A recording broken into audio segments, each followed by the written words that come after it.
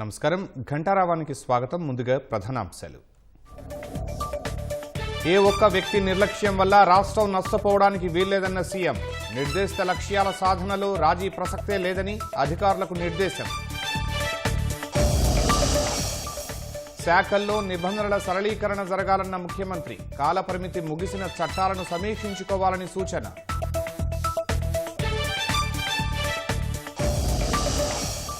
అధికారులు బాధ్యతలను సక్రమంగా నిర్వర్తించాలన్న పవన్.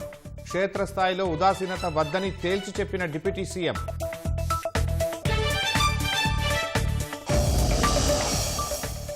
మద్యం కేసులో రాజ్ కేసిరెడ్డికి సుప్రీంకోర్టులో చుక్కెదురు. జోక్యం చేసుకోలేమన్న సీజేఐ. బెయిల్ నిరాకరణ.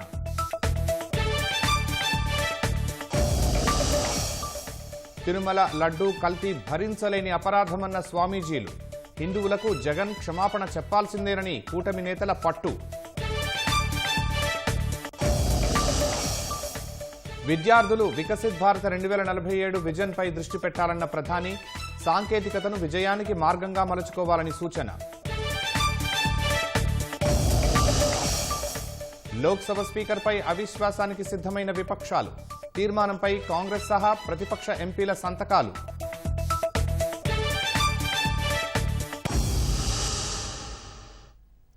ఏ ఒక్క వ్యక్తి అసమర్థత, నిర్లక్ష్యం వల్ల రాష్ట్రం నష్టపోవడానికి వీల్లేదని సీఎం చంద్రబాబు స్పష్టం చేశారు. నిర్దేశిత లక్ష్యాలు అందుకోవడంలో రాజీ పడే ప్రసక్తే లేదని తేల్చి చెప్పారు. శాఖల కార్యకలాపాలపై మంత్రులు, అధికారులు తప్పనిసరిగా క్షేత్రస్థాయి పరిశీలనలకు వెళ్లాలని నిర్దేశించారు. కలెక్టర్లు కేవలం సలహాలు ఇవ్వడానికే పరిమితం కాకుండా పని చేసి చూపించాలని కర్తవ్య బోధ చేశారు. జీఎస్డీపీ వృద్ధి రేటు, స్వర్ణాంధ్ర 2047 విజన్ లక్ష్యాలపై సీఎం సచివాలయంలో సమీక్షించారు. మంత్రులు, కార్యదర్శులు స్వయంగా కలెక్టర్లు, ఎస్పీలు వీడియో కాన్ఫరెన్స్ ద్వారా పాల్గొన్నారు. గడిచిన 19 నెలల్లో అగాధం నుంచి రాష్ట్రాన్ని బయటపడేశామన్నారు. ప్రజల తలసరి ఆదాయం పెరిగేలా పాలనా యంత్రాంగమంతా బృందస్ఫూర్తితో పనిచేసి 2 అంకెల వృద్ధి రేటు సాధించాలన్నారు. స్పీడ్ ఆఫ్ డూయింగ్ బిజినెస్ కు అడ్డుగా ఉన్న అనవసర చట్టాల సవరణకు సిద్ధమన్నారు. నాన్ పర్ఫార్మర్స్ 1 year మిస్ అయితే next year they have to cover. Historical గా లోలో ఉండేవాళ్ళు కన్సిస్టెంట్ గా పనిచేస్తే తప్ప అక్కడ ప్రజలకు న్యాయం జరగదు. మొహమాటం లేకుండా అందరం నేర్చుకున్న పాఠాలు. Everybody has to focus on per capital income. ఇది కలెక్టర్స్ పర్ఫార్మెన్సే కాదు, కన్సర్న్ డిస్ట్రిక్ట్ ఇన్ఛార్జ్ మినిస్టర్స్ కూడా ముందు మీరు కూడా ఆలోచించుకోవాలి. ఎక్కడున్నారు ఇప్పుడు? ఉదాహరణకు అన్నమయ్య డిస్ట్రిక్ట్ 22వ ప్లేస్ లో ఉన్నారు. తెలుగు గంగ నీళ్లు తీసుకుపోయినా లాస్ట్ టైం కంటే ఈసారి రెండు లెవెల్స్ పడిపోయారు. వై? కొంచెం అనలైజ్ చేసుకొని కరెక్ట్ మెజర్స్ తీసుకోండి. ఎక్కడ డ్రాబ్యాక్స్ ఉన్నాయి, స్కిల్ డెవలప్మెంట్, మార్కెటింగ్ డెఫిషియన్సీస్ అవన్నీ కరెక్ట్ చేసేది నేర్చుకోవాలి అందరం, ఆల్ ఆఫ్ అస్. అది మనం చేయడం లేదు. అది చేయకుండా ఇన్ఎఫిషియన్సీని ఎవరో ఒకరిని అబ్జర్వ్ చేయమంటే ఎవరు అబ్జర్వ్ చేయరు.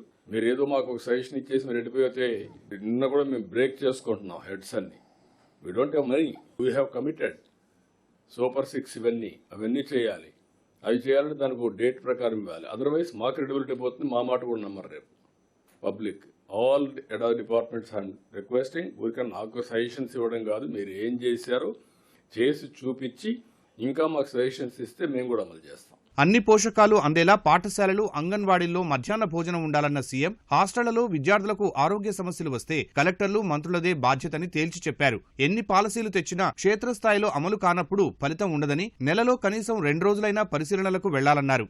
ఏ బోర్స్ అయితే సరిగా లేవో, బోర్స్ ఇంకా వాడుతూ ఉంటే ఆ సోర్సెస్ కూడా మీరు ఐడెంటిఫై చేసి, కంటామినేషన్ ఉంటే ఫ్లషింగ్ చేయాలి, లేకపోతే కండెమ్ చేయాలి. నేను I'm very clear, all welfare department అంతా కూడా కేర్ఫుల్గా ఉండి, రెసిడెన్షియల్ స్కూల్స్ ట్రైబల్ నిన్న కూడా ఒక ఊర్లో కంటామినేషన్ వచ్చి పిల్లలంతా హాస్పిటలైజ్ అయ్యారు. రిపీట్ అవుతుందంటే మంత్రి కానీ సెక్రటరీ కానీ you will be held responsible. You down below you stream line everything.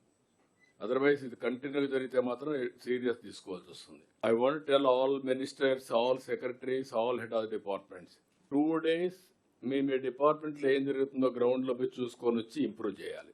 Otherwise మనం ఇక్కడ కూర్చుంటే కరెక్ట్గా రాదు. మీ హాస్టల్స్కి వెళ్ళాలి, హాస్పిటల్స్కి వెళ్ళాలి, లేకుంటే ఫీల్డ్కి వెళ్ళాలి, అగ్రికల్చర్కి వెళ్ళాలి. విద్యుత్ రంగంలో ట్రూ అప్ నుంచి ట్రూ డౌన్ చేసే పరిస్థితికి వచ్చామన్న సీఎం. భూగర్భ జలాలు పెంచడం ద్వారా వ్యవసాయ విద్యుత్ ఆదా అవుతుందన్నారు. మనం 1 మీటర్ గానీ ఇప్పుడు 0.74 మీటర్స్ పెరిగింది గ్రౌండ్ వాటర్. 1 మీటర్ ఇంక్రీజ్ అయితే 5% reduction in energy consumption. 5 HP motor పంపుకు 1 మీటర్ గాని ఇంక్రీజ్ అయితే వాటర్ గాని 450 యూనిట్లు సేవ్ అవుతుంది. 450 యూనిట్లు కాస్ట్ వేసుకుంటే 7 రూపాయల చొప్పున మనకు వచ్చే ఆవరేజ్ ప్రొక్యూర్మెంట్ కానీ కాస్ట్ మొత్తం వేసుకుంటే 3150 మన వాళ్ళు వేసేది ఒక సర్వీస్కి. 20 లక్షల సర్వీసులు ఉన్నాయి. మొత్తం చూస్తే 600 కోట్ల రూపాయలు 1 మీటర్ తగ్గుతుంది. 4 మీటర్లు కానీ మనం కానీ తగ్గించగలిగితే 4-5 మీటర్లు దగ్గర 3-4 వేల కోట్ల రూపాయలు ఒక్క ఎనర్జీలో సేవింగ్ వస్తుంది. ఇది కాకుండా ట్రాన్స్మిషన్ లాసెస్ తగ్గించుకోవడం, హైబ్రిడ్ మోడల్లో పోతే కాస్టే తగ్గించుకోవడం, ఇవన్నీ చేయగలిగితే చాలా బెనిఫిట్ వస్తుంది. జగన్ అధికారంలో ఉండగా 22A నిబంధనను అడ్డుపెట్టుకుని రాష్ట్రంలో చేసిన అవకతవకలు సరిదిద్దాలన్నారు. ఆనాటి ముఖ్యమంత్రి ఆయన ఉండే ఇంటి పక్కన హెలిప్యాడ్ కావాలి, అలాంటి ల్యాండ్ ఇవ్వమంటే ఇవ్వకపోతే బలవంతంగా టేక్ ఓవర్ చేసి 22A కింద పెట్టేశారు. ఒక ప్రైవేటు వ్యక్తి ల్యాండ్, సాక్షాత్తు చట్టాలు చేసే ముఖ్యమంత్రి, చట్టాలను అమలు చేయవలసిన వ్యక్తి ఒక ప్రైవేట్ ఆస్తిని 22A కింద ఇల్లీగల్ గా పెట్టాడంటే ఇది పరాకాష్ట. నేను అడిగాను అతన్ని, నువ్వేం చేసావని అడిగా. సార్, ముందు నా ప్రాణం ఉంటే నేను ఎప్పటికైనా పోరాడతాను, పోతే పోయింది ఆస్తి అనుకుంటాం. నేనేం మాట్లాడలేకపోయాను. ఇప్పుడు మీరందరూ సెట్ చేస్తున్నారు కాబట్టి మీ దగ్గరకు వచ్చి పిటిషన్ ఇస్తున్నానంటే రికార్డ్స్ అన్ని తీసుకున్నాం. ఇప్పుడు వెరిఫై చేసి యాక్షన్ తీసుకునే పరిస్థితికి వచ్చాం. ఇది ఒక్కదిక్కడ కాదు, అన్ని ప్రాంతాల్లో జరిగింది. స్పీకింగ్ ఆర్డర్స్ వేసినప్పుడు దానికి రీజన్స్ ఉండాలి, అధికారి ఉండాలి, ఎవరు మార్చారో తెలియాలి. అవి కూడా లేని పరిస్థితి వచ్చాయి. అవన్నీ ఇప్పుడు మనం కరెక్ట్ చేసే పరిస్థితికి వచ్చాం. స్వయం సహాయక సంఘాలకు స్వయం పేరిట బ్రాండ్ రూపొందించామని ముఖ్యమంత్రి వెల్లడించారు. ఆదాయార్జన శాఖలు కేంద్ర ప్రాయోజిత పథకాలపైన చర్చించారు. వ్యాపారుల్ని వేధించి పన్నులు వసూలు చేయవద్దన్న సీఎం ఇదే సమయంలో రాష్ట్ర ఖజానాకు నష్టం రాకూడదని తేల్చి చెప్పారు. వచ్చే విద్యా సంవత్సరం నుంచి 10వ తరగతిలో అత్యుత్తమ ఫలితాలు సాధించేలా 100 రోజుల యాక్షన్ ప్లాన్ సిద్ధం చేయాలని సీఎం ఆదేశించారు. ఒత్తిడి కారణంగా విద్యార్థులు ఆత్మహత్యలు చేసుకోవడానికి వీల్లేదన్నారు. పారిశ్రామిక కాలుష్యం వల్ల భూగర్భ జలాలు కలుషితం కాకుండా చూడాలన్నారు. గ్లోబల్ మార్కెట్ ఉండే పంటలపై ఎక్కువ దృష్టి పెట్టాలని సూచించారు. వివిధ శాఖల్లో నిబంధనల సరళీకరణ జరగాలని, పాలన సులభతరం కావాలని సీఎం చంద్రబాబు అధికారులకు స్పష్టం చేశారు.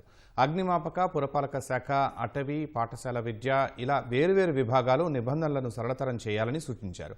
రాజధాని ప్రాంతంలో నిర్మాణాలకు ఎలాంటి ఆటంకం కలగకుండా, మెటీరియల్ సరఫరాకు ఇబ్బందులు తలెత్తకుండా చూసుకోవాలని చెప్పారు. పెట్టుబడులు, పరిశ్రమల పురోగతిపై మంత్రులు, కార్యదర్శుల సమావేశంలో సమీక్షించిన సీఎం నిర్దేశిత కాల పరిమితితో ముగిసిపోయిన తర్వాత చట్టాలను సమీక్ష చేసుకోవాల్సిన అవసరం ఉందన్నారు. రాజధానికి అవసరమైన ఇసుక, గ్రావెల్ కూడా రానియకుండా ఎన్టీఆర్, కృష్ణా జిల్లాల నుంచి ఇబ్బందులు వస్తున్నాయనే ఫిర్యాదులపై ఆగ్రహం వ్యక్తం చేశారు. ఆర్టీజీఎస్, డేటా లేక్, అవేర్ అంశాలపైన సమీక్షించిన సీఎం టెక్నాలజీపై ప్రతి శాఖ దృష్టి పెట్టాలని స్పష్టం చేశారు. అన్ని ప్రభుత్వ శాఖలు, విభాగాలు టెక్నాలజీని భూతంలా కాకుండా ఫ్రెండ్లీగా చూడాల్సిన అవసరం ఉందని తెలిపారు. శాంతి భద్రతలపై డీజీపీ, జిల్లా ఎస్పీలతో సమావేశమైన సీఎం 16 ఏళ్లలోపు వారు సామాజిక మాధ్యమాలను వినియోగాన్ని నియంత్రించేలా ఓ కార్యాచరణ రూపొందిస్తున్నట్లు వెల్లడించారు. అప్పుడు సన్సెట్ లాస్ కూడా పెట్టాం. ఏ లా కూడా ఇండెఫినెట్ గా లేకుండా ఇది దీని లైఫ్ ఇంతే ఉంటుంది, మళ్ళీ రివ్యూ చేయాలి. అలాంటివన్నీ కూడా చేశాం. ఇప్పుడు we have to take to that extent. Real time governance వచ్చిన తర్వాత ఇర్రెలవెంట్ యాక్ట్స్ ఏమన్నా ఉంటే అవి కూడా ఒకసారి స్టడీ చేయించండి. అప్పుడు మనకు మొత్తం ఓవరాల్ గా కూడా చేసి జిఏడి అండ్ ఐటీ మీరు ఎదురు కూర్చొని వర్కౌట్ చేస్తే మనం స్ట్రీమ్ లైన్ చేద్దాం. మొత్తం టోటల్ అడ్మినిస్ట్రేషన్ అంతా సింప్లిఫై చేద్దాం. రిఫార్మ్ లో మనం ఎప్పుడు ముందు ఉండాలి. మొన్న కూడా మనకి ఇన్వెస్ట్మెంట్ వచ్చిందంటే because of reform agenda and also speed of doing business. ఇప్పుడు మీనా గారు ఇక్కడ కూడా సింగిల్ విండో ఒకటి పెట్టమన్నాం. శాండ్, గ్రావెల్ ఇవన్నీ రెవెన్యూ డిపార్ట్మెంట్ ఇవన్నీ కూడా ఇంకా నాకు చెప్పినా కూడా కలెక్టర్స్ కి తిరిగి చెప్పాను నేను. Guntur and Krishna collectors, Krishna NTR districts ఇంకా రావడానికి వేరియస్ కంట్రోల్స్ ఉన్నాయి. Decision is given on single window on express route. Nobody should object. కాబట్టి మీరు క్లియర్ గా ఏం చేయాలని వర్కౌట్ చేసుకోండి. కలెక్టర్స్ ఇద్దరికి చెప్తున్నా, Krishna NTR collectors no disturbance at all. అదే మరి ఇక్కడ గుంటూరు కూడా రాజధానికి రావాల్సిన మెటీరియల్ కూడా రానియకుండా చేసే పరిస్థితి వస్తా ఉంటే మీరు కొంచెం జాగ్రత్తగా మీరు 2-3 నోట్ చేసుకోండి. మీకు ఏదైనా ప్రాబ్లం ఉంటే మైనింగ్ తో మాట్లాడుకోండి. అవసరమైతే ఒక జీవో ఇష్యూ చేయండి. Nobody should object. ముఖ్యమంత్రి చంద్రబాబు మరి కాసేపట్లో ఢిల్లీ వెళ్లనున్నారు. మంగళవారం రోజున ఢిల్లీలో 5 కేంద్ర మంత్రులను సీఎం కలవనున్నారు. మంగళవారం ఉదయం నుంచి సాయంత్రం వరకు కేంద్ర మంత్రులతో వరుసగా భేటీ అవుతారు. కేంద్ర జలశక్తి మంత్రి సిఆర్ పాటిల్, కేంద్ర హోంమంత్రి అమిత్ షా, కేంద్ర ఆర్థిక మంత్రి నిర్మలా సీతారామన్, కేంద్ర వ్యవసాయ శాఖ మంత్రి శివరాజ్ సింగ్ చౌహాన్, రైల్వే శాఖ మంత్రి అశ్విని వైష్ణవ్తో చంద్రబాబు భేటీ అవుతారు. రాష్ట్రానికి సంబంధించిన పలు ప్రాజెక్టులు, వివిధ పథకాలు, కార్యక్రమాలకు నిధులు కేటాయింపుపై కేంద్ర మంత్రులతో ముఖ్యమంత్రి చర్చిస్తారు. భేటీలు ముగిసిన తర్వాత మంగళవారం సాయంత్రం 5 గంటలకు అమరావతికి తిరిగి పయనమవుతారు. క్షేత్రస్థాయిలో ఉదాసీనత వద్దని ఉప ముఖ్యమంత్రి పవన్ కళ్యాణ్ అధికారులకు సూచించారు. 4 గోడల మధ్య కూర్చునే వ్యక్తులం కాదన్న ఆయన అంతా అద్భుతంగా ఉందని చెబుతున్నా కొన్ని చోట్ల గ్యాప్స్ ఉన్నాయని వెల్లడించారు. క్షేత్రస్థాయి నుంచి పై స్థాయి అధికారి వరకు ఎవరి బాధ్యత వారు సక్రమంగా నిర్వర్తించాల్సిందేనని స్పష్టం చేశారు. అనుకున్న లక్ష్యాలు నిర్దేశించుకున్న సమయానికి పూర్తవ్వాలని తేల్చి చెప్పారు. ముఖ్యమంత్రి గారి దృష్టి కూడా తీసుకొస్తాం. క్షేత్రస్థాయిలో కొంత ఉదాసీనత ఉంది. ఆ రిజల్ట్స్ మేము గౌరవ ముఖ్యమంత్రి గారు మాకు ఇచ్చినంత టార్గెట్స్గా మేము కిందికి వెళ్తా ఉంటే కొన్ని ఎక్స్క్యూజెస్ కనిపిస్తాను. దయచేసి అవన్నీ లేకుండా చూడండి. ఎందుకంటే మేము 4 గోడల మధ్య కూర్చునే వ్యక్తులు ఎవరు కాదు. అంతా చాలా అద్భుతంగా ఉంది, ప్రశాంతంగా ఉంది, అట్లాంటివన్నీ ఉన్నాయి. కానీ బట్ యాక్చువల్గా కొన్ని చూస్తే చాలా గ్యాప్స్ ఉన్నాయి. అవి కొంచెం మేము ఈ డిపార్ట్మెంట్స్లో ఉన్నతాధికారులు అందరూ కూడా దయచేసి అది ఒక్కసారి మీరు క్షేత్రస్థాయిలో we have to fix accountability. గౌరవ ముఖ్యమంత్రి గారు అసెంబ్లీలో కానీ నేను కానీ we have fixed accountability for ourselves in the assembly in front of people. So I request you all make sure that accountability should be fixed, including the last employee to the topmost official also. Otherwise this would be very difficult to see the tangible results at a grassroots level. Thank you. Tirumala laddu ప్రసాదంలో కల్తీ భరించలేని అపరాధమని స్వామీజీలు ఆవేదన వ్యక్తం చేశారు. కల్తీకి నిరసనగా తిరుపతి అలిపిరి సమీపంలోని గరుడ కూడలి వద్ద కొబ్బరికాయలు కొట్టి నిరసన తెలిపారు. స్వామివారి దర్శనానికి వచ్చే భక్తులకు కల్తీ ప్రసాదాన్ని ఇవ్వడం ఘోరమన్నారు. గత 5 ఏళ్లలో తిరుమలలోనే కాకుండా రాష్ట్రంలోని ఇతర ఆలయాల్లోనూ ఇలాంటివి జరిగి ఉండవచ్చని అనుమానం వ్యక్తం చేశారు. ఇలాంటి ఘటనలు మళ్లీ జరగకుండా ఉండాలంటే కూటమి ప్రభుత్వం విచారణ జరిపించి బాధ్యులపై కఠిన చర్యలు తీసుకోవాలని కోరారు. తిరుమల క్షేత్ర పవిత్రతను కాపాడటానికి హిందువులందరూ ఏకం కావాలని పిలుపునిచ్చారు.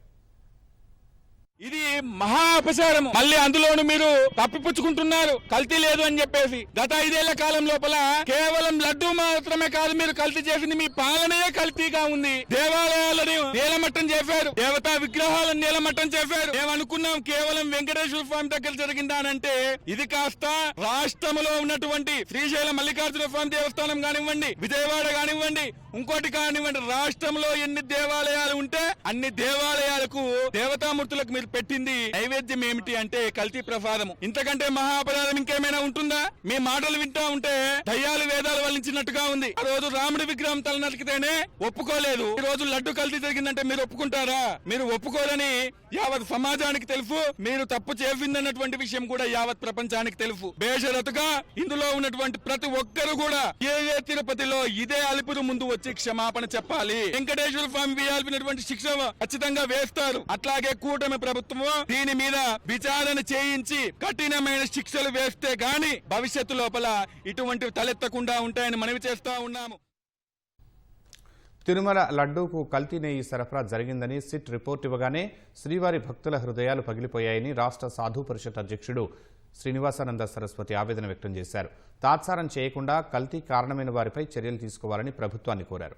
అప్పటి వైసీపీ సర్కార్, టీటీడీ బోర్డు నైతిక బాధ్యత వహించి శ్రీవారికి భక్తులకు క్షమాపణ చెప్పాలని డిమాండ్ చేశారు. వెంకటేశ్వర స్వామి దర్శనం ఎంత గొప్పదో లడ్డూ ప్రసాదాన్ని స్వీకరించడం కూడా అంతే పరమ పవిత్రంగా మనం భావిస్తాం.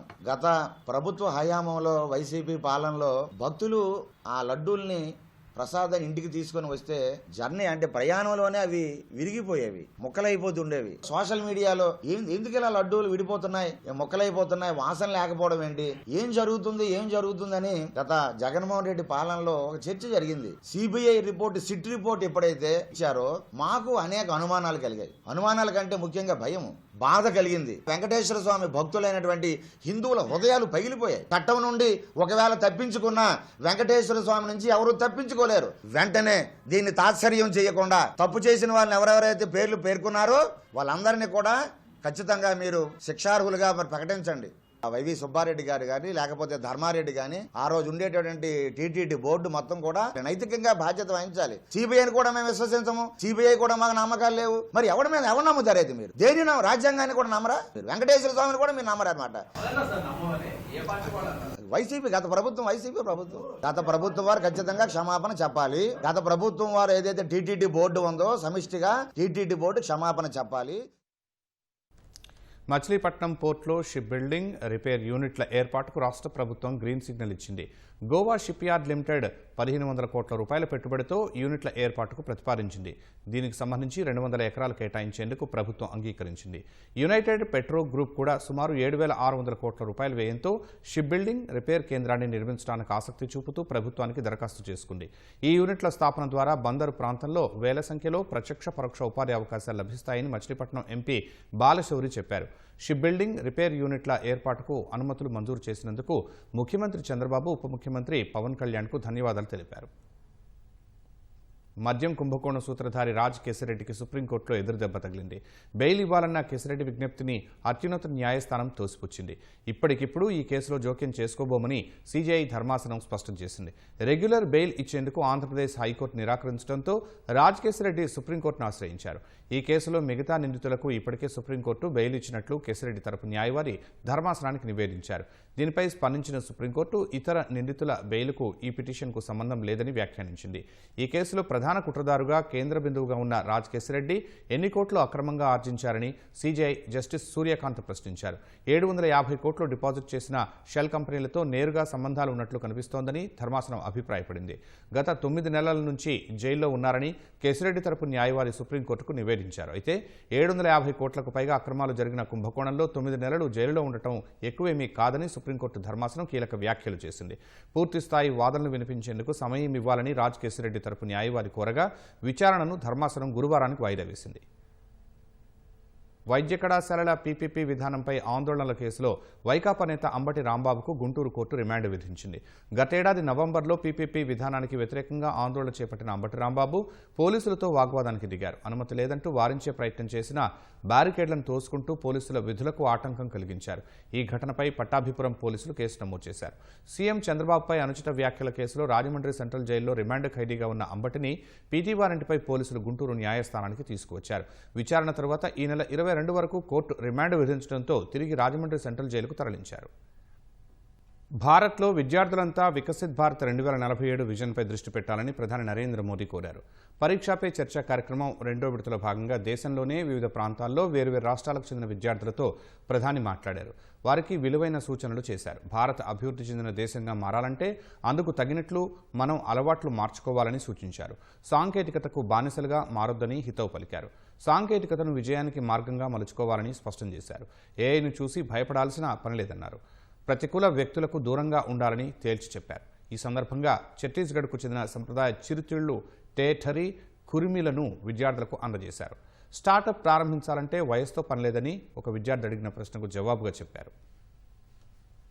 पहले आपका ध्यान इस बात पे होना चाहिए कि आप क्या करना चाहते हैं. कुछ स्टार्टअप ऐसे हैं जो सिर्फ टेक्नोलॉजी में इनोवेशन करना चाहते हैं. किसी को लगता है मैं ड्रोन बनाऊं, किसी को लगता है कि मैं घर में बिजली की व्यवस्था ऐसी खड़ी कर दूं. मैंने किसी 4 दोस्तों को जानती होगी जो टेक्नोलॉजी में एक्सपर्ट हैं. एक आध दोस्त है फाइनेंस में एक्सपर्ट है. चलो 4 लोगों की टोली बना दे, साइड में अपन स्टार्टअप शुरू करते हैं. जरूर नहीं कोई स्टार्टअप के लिए कोई 25 साल की उम्र चाहिए. आप कभी भी शुरू कर सकते हैं. छोटे छोटे स्टार्टअप से भी काम शुरू हो सकता है.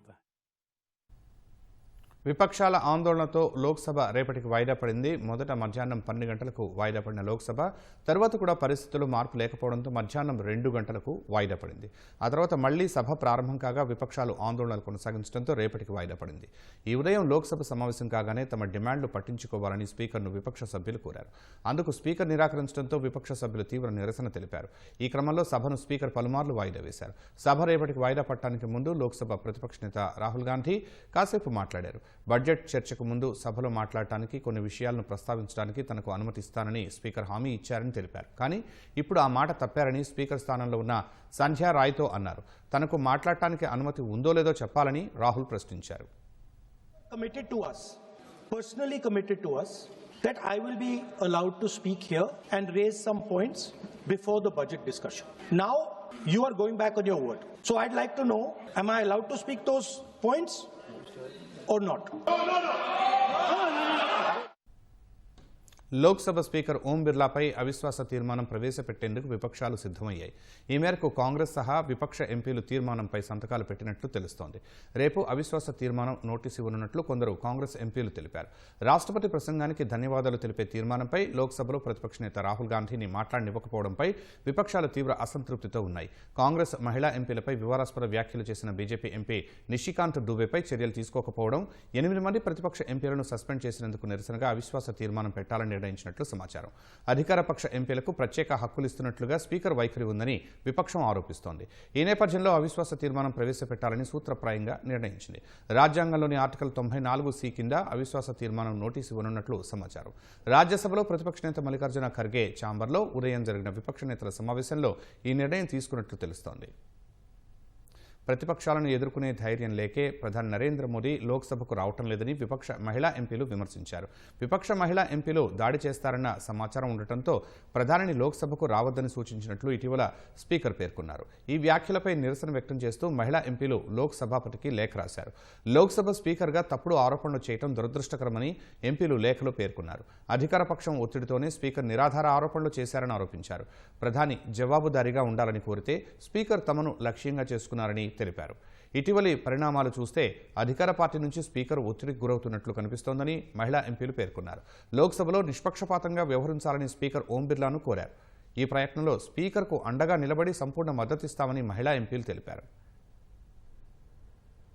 ఎన్సీపీ ఎస్పీ అధినేత శరద్ పవార్ అస్వస్థతకు గురయ్యారు. దీంతో ఆయనను పూణేలోని రూబీ ఆసుపత్రికి తరలించారు. దగ్గు, శ్వాస సంబంధిత సమస్యలతో శరద్ పవార్ బాధపడుతున్నారని ఆయన సన్నిహితుడు తెలిపారు.